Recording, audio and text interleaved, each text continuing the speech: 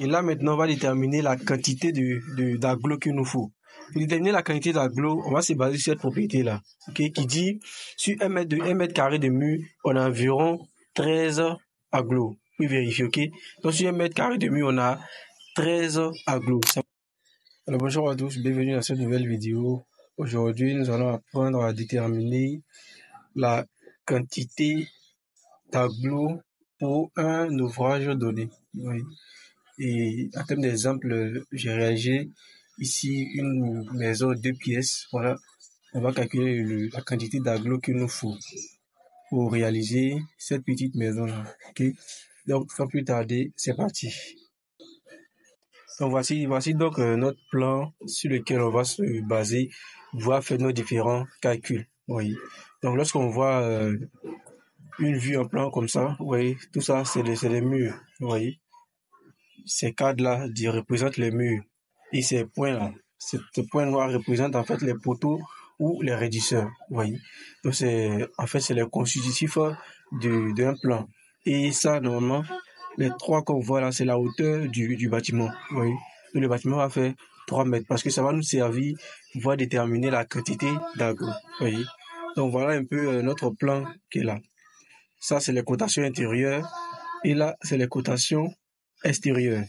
Parce qu'on va déterminer le nombre d'agglos, les cotations vont beaucoup nous aider. Vous voyez. Et lorsque les cotations ne sont pas assez claires, on ne va pas parvenir à bien lire le plan et à bien déterminer nos différentes quantités. Okay? Donc, sans plus tarder, on va commencer à faire à déterminer nos quantités d'agglos. Ok, donc, pour ce faire, on va d'abord déterminer le linéaire des murs. Vous voyez, avant tout, on doit déterminer le linéaire des différents murs. Alors, qu'est-ce que j'appelle linéaire? Le linéaire, en fait, c'est la longueur des murs. Vous voyez, ici, on a une longueur, par exemple, ça fait 4 mètres. Vous voyez, et là, on a 1 mètre 20. Vous voyez bien. Donc, c'est ce qu'on appelle le linéaire. Donc, on va d'abord, vous voyez bien, il est bien précisé ici, calcul du nombre d'agglos. Donc, on va d'abord calculer le linéaire des murs. Alors, moi, pour me faciliter la tâche lors des différents calculs, je commence d'abord par les murs horizontaux. Vous voyez bien. Donc, les murs qui sont disposés dans ce sens-là. C'est ce que j'appelle les murs horizontaux. Donc, on va d'abord déterminer le linéaire, ensuite déterminer les linéaires des murs verticaux. Donc, voilà un mur vertical, voilà un mur vertical, et deuxième mur vertical. Vous voyez bien. Donc, c'est comme ça que je procède pour ne pas me tromper. Parce que ce qui est compliqué dans les calculs, faut pas se tromper. Quand on se trompe, lorsqu'on fait un métrique, soit on réduit la quantité, et ce qui va nous poser des problèmes, soit on augmente. Et c'est encore mieux quand on augmente. Là, on peut, l'excédent là, quand c'est pas trop grave, ça marche. Mais lorsque c'est insuffisant, ça pose problème, vous voyez. Donc, vraiment, faites attention à ne pas vous tromper lors des vies. Donc, c'est parti. Alors, on va déterminer le linéaire des murs horizontaux, comme je l'ai indiqué. Le linéaire des murs horizontaux. Donc, voilà les murs horizontaux. Voilà le premier mur horizontal qui est là. Sur le premier mur horizontal. Là, le deuxième mur horizontal. Et là, le troisième mur horizontal ensuite, et le dernier mur horizontal. Alors, on va prendre 4 mètres, vous voyez. On prend les mesures entre murs des poteaux, vous voyez. Murs des poteaux ou raidisseurs. Donc ici, là, on a un poteau là, et là aussi, on a un poteau. Donc, on prend la distance entre les deux poteaux. Vous voyez, ça fait 4 mètres. Donc, c'est le mur qui est là, ça fait 4 mètres ici. OK? Donc, je vais écrire ici 4 mètres d'abord. Plus 1 mètre 25, vous voyez bien. 1 mètre 25, là on a un poteau, et là aussi on a un poteau. Et voilà le mur qui est là. Vous voyez, ça fait 1 mètre 25. Et j'ai écrit 1 mètre 25. Ensuite, on a 0,55. Le 0,55, c'est ici. Vous voyez, quand on finit ici, normalement, il faut pocher. Quand il finit de prendre, il faut pocher. Moi, je poche pour savoir que j'ai déjà utilisé. Vous voyez, c'est déjà utilisé. J'ai pris. Ensuite, on a les 0,55. Ça, c'est un petit mur. Une petite portion de mur. On a 0,55, ok? Donc, j'ai poché ça et je note ici 0,55. Ensuite, on a 4 mètres. Vous voyez là? On a 4 mètres également. Voilà, donc on a utilisé les 4 mètres. Du coup, on va pocher ce mur là. On a déjà utilisé. Ensuite, on va utiliser ce petit mur qui est 0,60. Vous voyez bien, 0,60. Donc, voilà ça. On a ensuite 4 mètres, 1 mètre 25, 0,55, 4 mètres, 0,60. Donc là, on a pris le mur de 0,60. Ok, d'accord. Donc, on a calculé, on a déterminé ici notre mur de 60 et on va descendre juste en bas là. Vous voyez bien. Et là, on a un mur encore de 10, un petit mur de 0,10. Voilà, c'est noté ici 0,10. Et ensuite, on a un mur ici qui fait 2 mètres. Voilà, 2 mètres 150 ici et on a 90 également. Donc voilà, ça en fait 0,10, 0,10 qui sont là. Vous voyez les 0,10 qui sont là. Ensuite, plus 2 mètres. Ensuite, 2 mètres ici. Et plus 0,90. 1,50 m, pardon. Voilà, 1,50 m. Et ensuite, on a 0,90. Et on finit avec nos murs, tous nos murs horizontaux. Voilà. Et on va faire maintenant le total de murs horizontaux.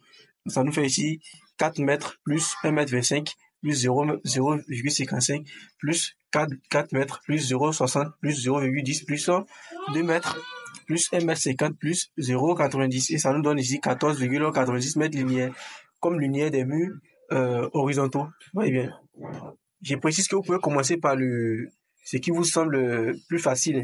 Vous pouvez déterminer comme vous le voulez, mais arrangez-vous à ne pas vous tromper lors des différents calculs parce que ça peut jouer sur la quantité de matériaux que vous allez commander.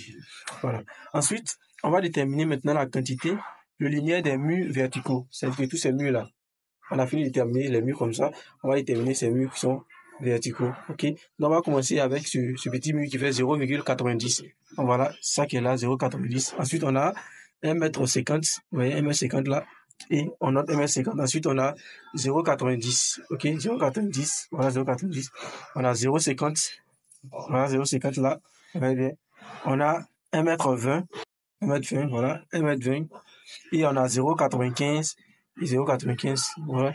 Ensuite, on passe ici. On passe à l'intérieur. Ouais, bien, comme on voit ici, c'est une cotisation générale, 3,50 m.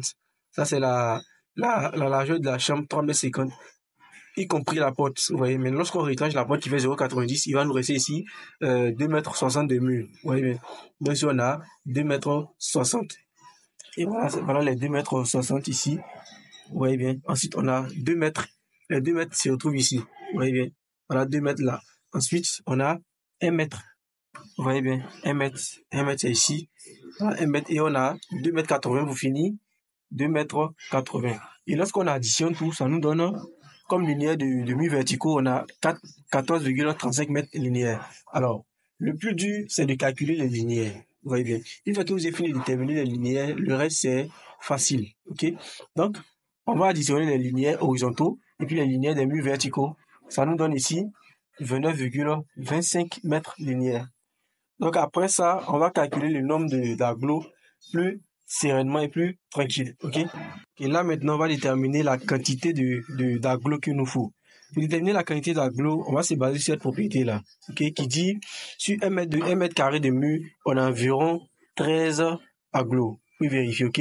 Donc sur 1 mètre carré de mur, on a 13 agglos. Ça va nous servir dans notre calcul. Donc, pour pouvoir calculer la quantité d'agglos, on fait simplement le linéaire total des murs multiplié par la hauteur des murs multiplié par 13, qui est la quantité d'agglos sur 1 mètre carré de mur. Okay? Donc, ça va nous faire ici, par le linéaire total des murs, 29,25 fois 3 mètres, qui est la hauteur des murs, multiplié par 13, ça nous fait ici 1140,75 agglos, soit 1141 agglos. Après, vous pouvez majorer comme vous voulez. Donc, c'est comme ça qu'il faut déterminer la quantité d'agglos dans un bâtiment. Okay? Donc, c'est comme ça qu'il faut effectuer les différents calculs. Après, vous pouvez majorer de 10% compte tenu des pertes lors des livraisons parce que les agglos peuvent se casser. Donc, merci, c'est tout pour aujourd'hui.